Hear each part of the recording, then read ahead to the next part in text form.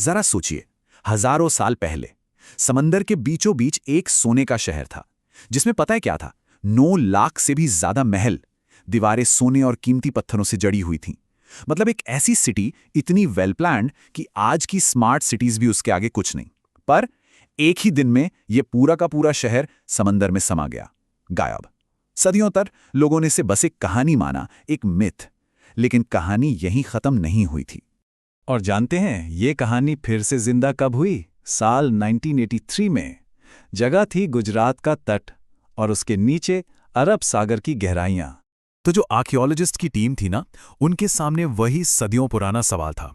एक ऐसा सवाल जो हमेशा से विश्वास और इतिहास के बीच खड़ा रहा है कि क्या सच में एक पूरा शहर जिसका जिक्र हमारे प्राचीन ग्रंथों में मिलता है, वो वाकई समंदर की गहराइयों में कहीं दफन है?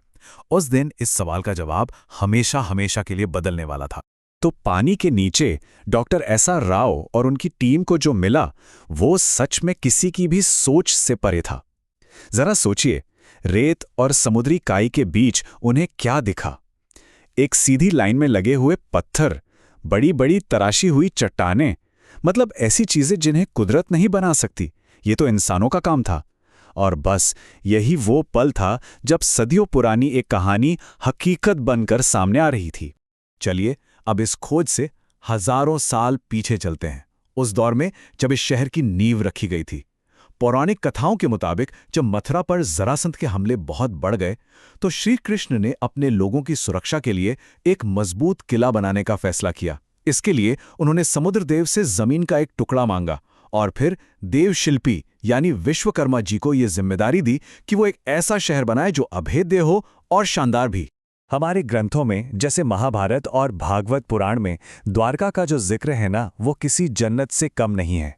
इसे द्वारों का नगर भी कहते थे, मतलब सिटी ऑफ गेट्स, जिसके एंट्री गेट्स बहुत बड़े और आलीशान थे। यहाँ वेल प्लान्ड सड़कें थीं, सुंदर सुंदर बगीचे थे और हाँ, एक बहुत बड़ा पोर्ट भी था जो इसे बिजनेस का एक बड़ा सेंटर बनाता था। सच कहें तो ये वाकई धरती पर एक स्वर्ग जैसा था। लेकिन कहते हैं ना, जहाँ कोई चीज़ अपने चरम पर पहुँचती है, वहीं से उसका अंत भी शुरू होता है। और इतनी दिव्य, इतनी शक्तिशाली नगरी भी अपने अंत से नहीं बच सकी। द्वारका की ये सुनहरी कहानी अब 2 भयानक श्रापों के अंधेरे में डूबने वाली थी। इस बर्बादी की वजह बने 2 श्राप।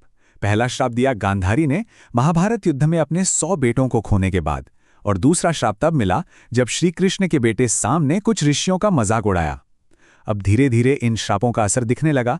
यदुवंश में घमंड और अधर्म बढ़ता गया और फिर एक दिन वही हुआ जिसका डर था। नशे की हालत में उन्होंने आपस में ही लड़ाई की और एक दूसरे को खत्म कर दिया। जैसे ही श्रीकृष्ण ने अपना देह त्यागा, कहते हैं कि समुद्र ने अपनी दी हुई जमीन वापस ले ली और उनकी बसाई वो सोने की नगरी हमेशा के लिए पानी में समा गई। अच्छा, अब वापस आते हैं 20वीं सदी में। इस मॉडर्न खोज के हीरो थे डॉक्टर एसआर राव, जिन्हें भारत में मरीन आर्कियोलॉजी का जनक भी माना जाता है।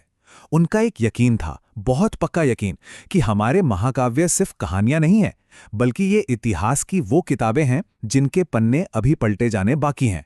और इसी विश्वास के साथ उन्होंने द्वारका को ढूंढ निकालने की ठान ली। और पता है, उनका यही नजरिया इस पूरी खोज की जान था। वो सोचते थे कि अगर दुनिया में ट्रॉय और बेबीलोन जैसे मिथिकल शहरों को खोजा जा सकता है, तो फिर द्वारका को क्यों नहीं? बस यही एक सवाल था जो उन्हें लोगों के शक और आलोचनाओं के बावजूद भी आगे बढ़ने की हिम्मत देता रहा। लेकिन यह मिशन बिल्कुल आसान नहीं था। देखिए, उस जमाने में भारत में मरीन आर्कियोलॉजी जैसा कुछ था ही नहीं। न सरकार से कोई खास पैसा मिला, न ही कोई मॉडर्न टेक्नोलॉजी थी। ज्यादातर लोग तो इसे बस उनका एक धार्मिक जुनून कहकर टाल रहे थे। हालात का अंदाजा इसी बात से लगा लीजिए कि डॉक्टर राव ने यह ऐतिहासिक मिशन सिर्फ 800 रुपए से शुरू किया था। लेकिन डॉक्टर राव की जो शुरुआती कामयाबियां थीं, उन्होंने एक नया रास्ता खोल दिया। और 21वीं सदी आते आते ये खोज पूरी तरह से हाईटेक हो गई। अब आर्कियोलॉजिस्ट के साथ मरीन साइंटिस्ट, जियोलॉजिस्ट, यहां तक कि नेवी के एक्सपर्ट्स भी जुड़ गए। एडवांस सोनार टेक्नोलॉजी का इस्तेमाल हुआ, जिससे समंदर के नीचे का ऐसा नक्शा बनाया गया मानो कोई पानी के नीचे का गूगल मैप्स बना रहा हो। और फिर जो सबूत सामने आए वो चौंकाने वाले थे। समुद्र की सतह से करीब 30 मीटर नीचे आधे किलोमीटर से भी ज्यादा लंबी एक पत्थर की दीवार मिली।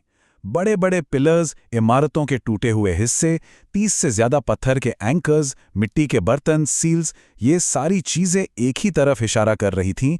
यहाँ एक वेल प्लान्ड पोर्ट सिटी थी, बिल्कुल वैसी ही जैसी हमारे ग्रंथों में बताई गई है। लेकिन सबसे बड़ा खुलासा तो तब हुआ जब इन मिली हुई चीजों की कार्बन डेटिंग की गई। उनमें से एक आर्टिफैक्ट पता कितना पुराना निकला? लगभग 9000 साल पुराना। ये तो हड़प्पा सभ्यता से भी हजारों साल पहले की बात है। इस एक खोज ने भारत के पूरे इतिहास की टाइमलाइन पर ही सवाल खड़ा कर दिया। तो सवाल वही है कि आखिर द्वारका डूबी कैसे? क्या यह सच में किसी श्राप का नतीजा था या इसके पीछे कोई साइंटिफिक वजह थी? अब देखिए, साइंटिस्ट्स का मानना है कि ये एक बहुत बड़ी नेचुरल डिजास्टर की वजह से हुआ। दुनिया भर की रिसर्च ये बताती है कि करीब 9000 से 5000 साल पहले लास्ट आइस एज के बाद समुद्र का लेवल बहुत तेजी से ऊपर उठा था। हो सकता है ये कोई बहुत बड़ी सुनामी या उसी तरह की कोई घटना रही हो। और मजे की बात यह है कि यहीं पर आकर मिथक और साइंस दोनों की बातें एक दूसरे से मिल जाती हैं। देखिए, एक तरफ हमारे ग्रंथ कहते हैं कि श्री कृष्ण के जाने के बाद समुद्र ने अपनी जमीन वापस ले ली, वहीं दूसरी तरफ साइंस भी इस बात की पुष्टि करता है कि उस दौर में समुद्र का लेवल अचानक और बहुत तेजी से बढ़ा था। तो क्या ऐसा नहीं हो सकता कि ये दोनों बातें एक ही घटना को देखने के दो अलग-अलग नजरिए हों? तो द्वारका की ये जो पूरी कहानी है, ये 9000 साल पुराने सबूतों से शुरू होती है, फिर महाभारत काल से गुजरती है, फिर डॉक्टर राव की दशकों की मेहनत तक आती है, और हाल ही में 2024 में प्रधानमंत्री नरेंद्र मोदी की पानी के नीचे की तीर्थ यात्रा तक पहुंचती है।